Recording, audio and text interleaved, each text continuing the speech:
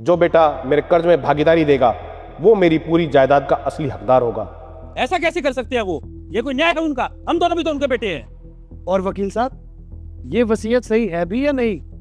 हो सकता है किसी ने जबरदस्ती लिखवाई हो उनसे। देखिए, रघुराज जी ने वसीयत मुझसे तैयार कराई थी, वो भी 2 गवाहों के सामने, और ये पूरी तरह कानूनी है। बड़ी सुविधाजनक टाइमिंग है आपकी। पिताजी गए नहीं और वकील साहब हाजिर हो गए। आपका क्या फायदा है इस? मैं अपना फर्ज निभा रहा हूँ। रघुनाथ जी का भरोसा था मुझ पर। भरोसा? और हम दोनों पे क्या भरोसा था उनका? हम दोनों ने भी तो उनकी सेवा की, उनके साथ रहे। माँ, आपको पता था ये सब? माँ जवाब दो, या आपकी भी मिली भगत है भैया के साथ इसमें? और वकील साहब, आप तो बस उनके दलाल बन के रह गए, वरना जो वसीयत एक बेटे को सब कुछ दे दे और 2 को कुछ नहीं, वो वसीयत नहीं साजिश है। मैं समझ सकता हूँ आप दोनों को दुख हुआ है, लेकिन एक पिता ने मरने से पहले जो लिखा उसको साजिश कहना।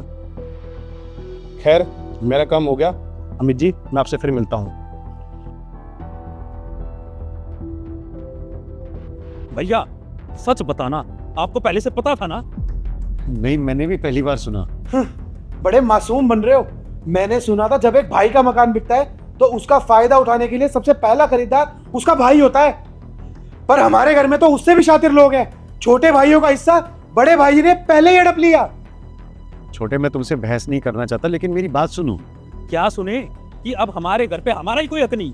नहीं, जो जमीन, मकान, जायदाद मेरे हिस्से में आएगी उसमें से मैं तुम दोनों को बराबर हिस्सा दूंगा। पिताजी की वसीयत चाहे जो कहे। वाह, बड़ा एहसान करेंगे हम पे। हमारे ही बाप की कमाई में से हमें ही हिस्सा देंगे। इन सब के बाद हमें एक पैसे का भी भरोसा नहीं आप पे। हमें आपकी दया नहीं चाहिए।